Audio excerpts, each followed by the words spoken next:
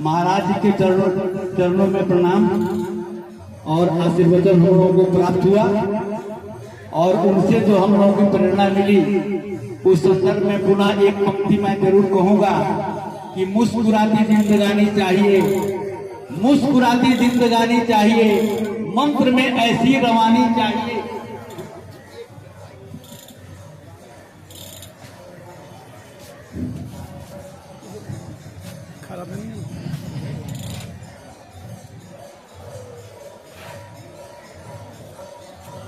अच्छा, प्रोफेसर मुन्ना पांडे जी के बारे में हम सुनित हो गए, सारा सभा ही शून्य हो जाता। उनके वाणी को सुन के हमको लगा जो निरंजन पांडे यहाँ आ गए। दूसरी बात है ये लगा कि स्वर्गीय रामाश्रय प्रसाद सिंह आ गए।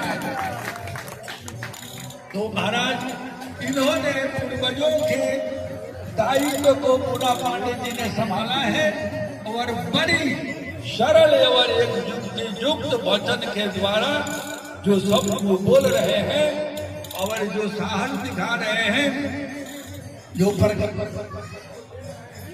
उसके लिए मैं आशीर्वाद प्रदान करते हुए मैं ये कहना चाहता हूँ कि विद्यावंतम यशस्वंतम लक्ष्मीवंतम जन्म करो, रूपम देहि जयम देहि जसो देहि दिशो जहि। सदा आप आगे बढ़ते जाएं, इसी तरह समाज में अपना वाणी को प्रकाशित करते रहे। उसके बाद इस मंदिर के पीठाधीश के साथ भी आचार्य जो नौजवान लड़के हैं, चंदन तिवारी, उनके सरलता, शांति, धैर्य और विद्या को भी मैं सम्मानित करते हुए उनको आशीर्वाद देता हूँ। या देवी सर्व ते रूपेण संस्थिता नमस्तै नमस्तै नमस्तै नमो नमः।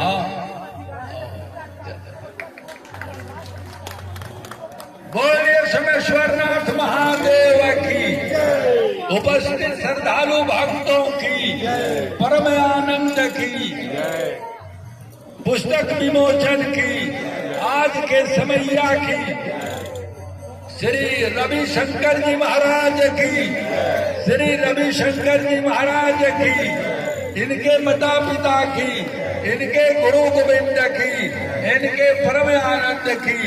हर हर हर महादेव। शांति शांति शांति।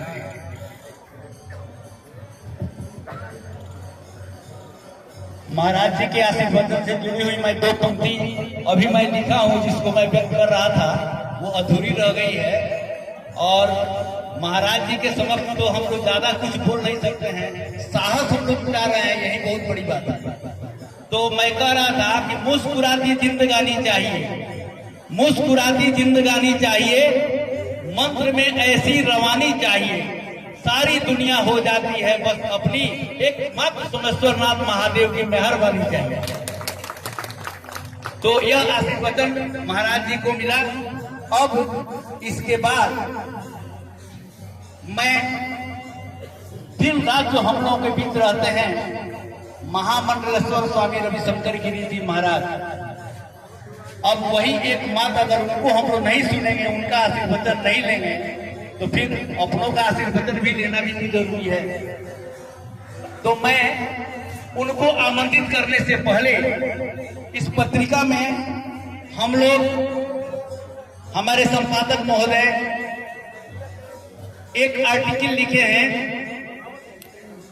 कि निरंतर जारी है आध्यात्मिक विकास की यात्रा।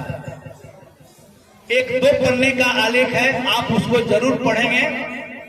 स्वामी रविशंकर जी महाराज हम लोगों के बीच में हैं, लेकिन वो अरे राज के ही नहीं, उनकी ख्याति कहां कहां तक है, हमने उस तथ्य को जुटाया है और जुटाकर उसको इस पत्रिका में संग्रहित करने का काम हमारे संपादक जी ने किया है। आप उसको जरूर पढ़ेंगे। मैं उसी संदर्भ में 2-3 पंक्ति मैं जरूर कहूंगा। आप लोगों को याद होगा कि वर्ष 2013 में इनकी संन्यास दीक्षा हुई थी। और इनके गुरु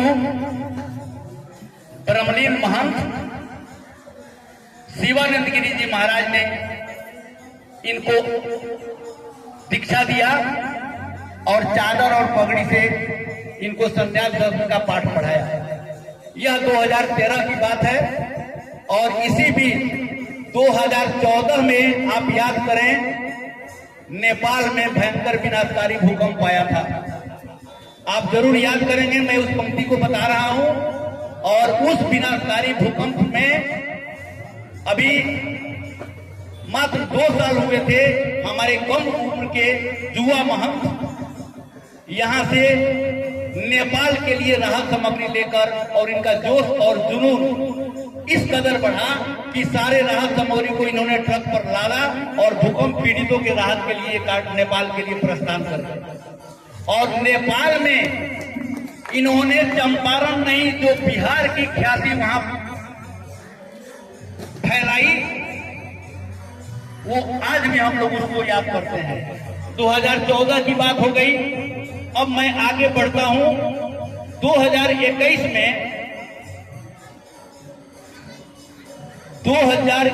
में हरिद्वार जूना आखड़ा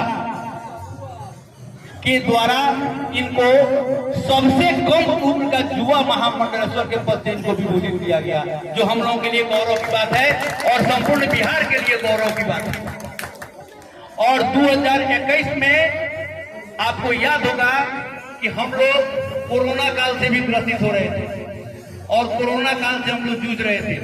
उस कोरोना काल में इनको वर्ल्ड रिकॉर्ड ऑफ लंदन जो गिनीज बुक है उसमें हमारे महामंडलेश्वर जी का नाम दर्ज हुआ कि सबसे कम उम्र के युवा महामंडलेश्वर स्वामी रविशंकर जी महाराज के द्वारा कोविड में भी सहायता कार्य किया गया।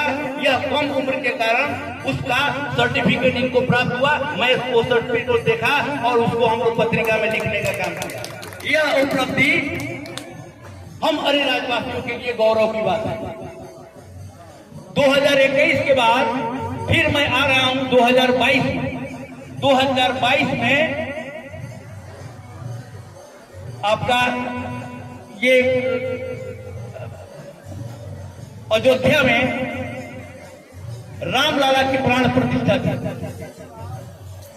उसमें इनको मुख्य अतिथि के रूप में आमंत्रित किया गया और वहां ये आसीन हुए और जाकर बिहार के मान सम्मान को वहां बढ़ाने का इन्होंने काम किया। पुनः उसी साल मध्य प्रदेश शासन के द्वारा भी इनको राज अतिथि के रूप में मुख्यमंत्री शिवराज सिंह चौहान के द्वारा ओंकारेश्वर में एक शिव प्रतिमा की अनावरण समारोह था। उस समारोह में इनको शिरकत करने का अवसर मिला। आपको बता दें कि मध्य प्रदेश शासन की ओर से इनको राज्य अतिथि के रूप में आमंत्रित करके और ओंकारेश्वर में बुलाया गया था, जहां जाकर इन्होंने बिहार के मान सम्मान को बढ़ाने का काम किया। अब हम आते हैं 2025 में। अभी हाल 2025 की बात मैं बता रहा हूं। आपका